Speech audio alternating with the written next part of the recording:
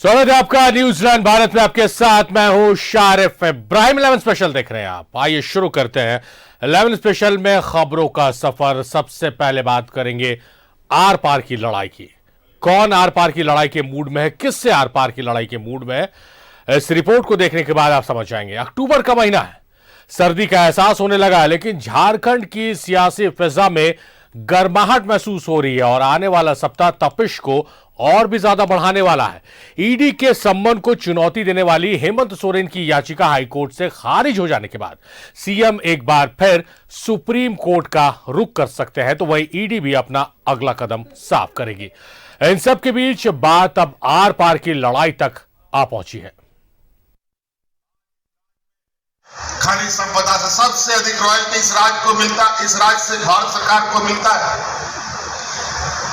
हमारा जब हम लोग सरकार बनाए तो 20 साल में इन लोगों ने इस राज्य का पूरा खजाना चाट करके खत्म कर दिया। हमको समझ में नहीं आया कि हम काम कैसे करें। फिर हम भी मुंशी जैसा बैठ गए, कागज कलम के बही खाता निकालने लगे। इन लोग को लगता है कि सब आदिवासी मौका होता है, कभी कोर्ट कचहरी जेल कराओ, डराओ धमकाओ, थाना पुलिस करो तो डर जाएगा। लेकिन उनको पता नहीं कि अब आदिवासी उतना मूर्ख नहीं है जो आप उनको उतना समझते हैं। ये झारखंड के सीएम हेमंत सोरेन का बीजेपी और केंद्र सरकार पर सीधा वार था। चक्रधरपुर के गोइलकेरा में देवेंद्र माझी को श्रद्धांजलि देने पहुंचे हेमंत सोरेन मंच से जमकर बरसे। रॉयल्टी से लेकर ईडी तक के बहाने निशाना उन्होंने साधा। सीएम ने बयान दिया तो सियासत होना लाजमी है। बीजेपी ने एक पीसी कर आरोपों का जवाब दिया, कई सवाल भी खड़े किए। 23 वर्षों के कार्यकाल में कांग्रेस, झारखंड मुक्ति मोर्चा, सोरेन परिवार 12 वर्षों तक प्रत्यक्ष या अप्रत्यक्ष रूप से पावर में रहा। वो कैसे रहा, मैं आपको आंकड़ों के साथ बता रहा हूं। पहली बार 10 दिन के लिए मुख्यमंत्री बने थे शिबू सोरेन जी, 2-3-2005 से 12-3-2005 तक 10 दिन का कार्यकाल था। मधु कोड़ा जी जो निर्दलीय मुख्यमंत्री थे, जिनको झारखंड मुक्ति मोर्चा और कांग्रेस चला रही थी, वो 1 साल 346 दिन के लिए मुख्यमंत्री बने थे 2006 से 2008 के कालखंड में। 145 दिन तक शिबू सोरेन जी 2008 से 2009 के कार्यकाल में मुख्यमंत्री बने थे। के विधायक प्रतिनिधि पंकज मिश्रा, जिसको ईडी ने मुख्य अभियुक्त माना था माइनिंग स्कैम के, आज तक मुख्यमंत्री ने उनको विधायक प्रतिनिधि के पद से नहीं हटाया, जबकि वो चार्जशीटेड है और जेल में है।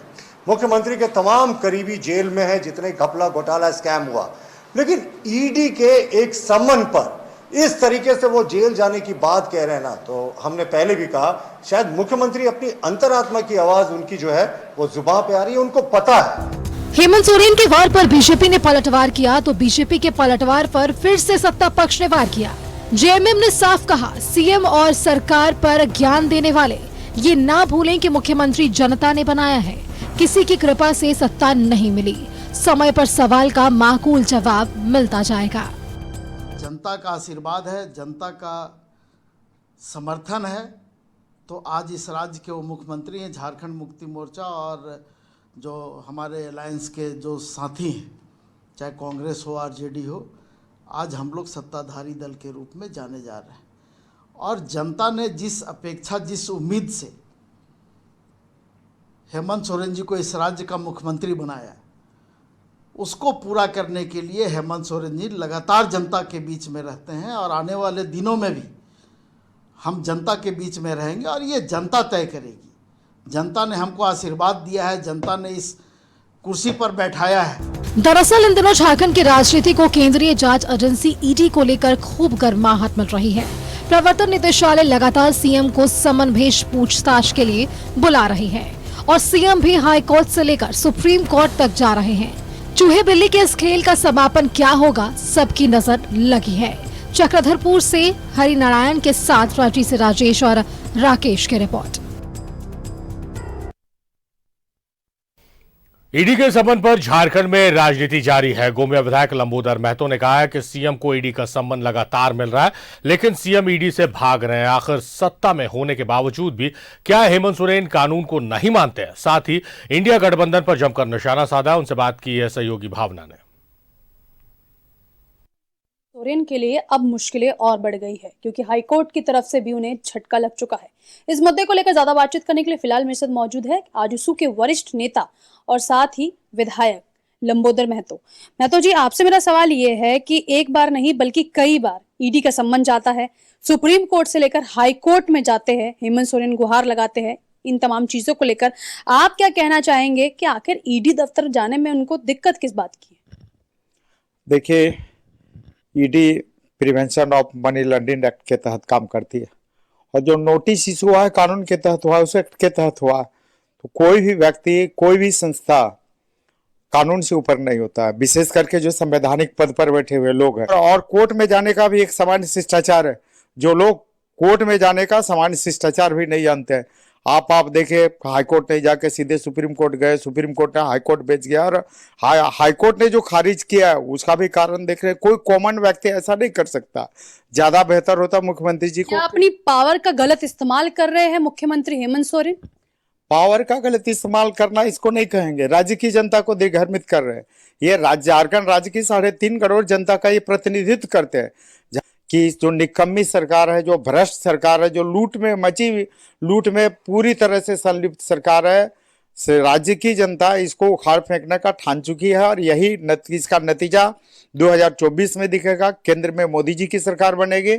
आप लोग इतना ओवर कॉन्फिडेंस में कैसे आ रहे हैं? क्योंकि एक तरफ हेमंत सोरेन कहते हैं कि वो आदिवासियों का सबसे बड़ा चेहरा है, अगर उन पर आंच आई तो एक बड़ा आंदोलन भी हो सकता है। देखिए, कानून, हर जनता जानती है कि कानून अपना काम करती है और कानून के तहत हर चीजें जो भी हो रही है, आज ईडी कर रहा, चाहे जो भी विषय, लोकपाल में जो भी मामले, सारे कानून के तहत काम हो रहे हैं। और जो सबसे ज्यादा जमीन लूटने का काम इन्हीं लोगों ने किया है। तो जल जंगल जमीन की बात करने वाले इसी में को लूटने में लगे हुए हैं। तो आप आज इसकी जनता जवाब देगी। ये इंडिया वही पुरानी बोतल में नया शराब है। यूपीए का ही एक ग्रुप है। नाम बदलने से काम नहीं बदलता, किसी संगठन का चरित्र नहीं बदलता। तो इंडिया भले यूपीए से बन गया है, लेकिन उससे कोई फर्क नहीं पड़ेगा। वही है पुरानी बोतल में नया दारू, इससे ज्यादा कुछ नहीं है।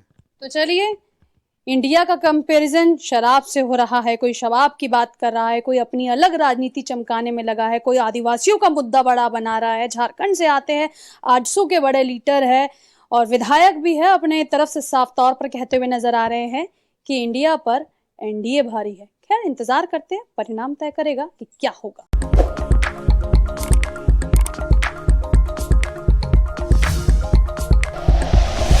Like and share videos, subscribe करें हमारा चैनल और प्रेस करें बेल आइकॉन। न्यूज़ 11 भारत, सच है तो दिखेगा।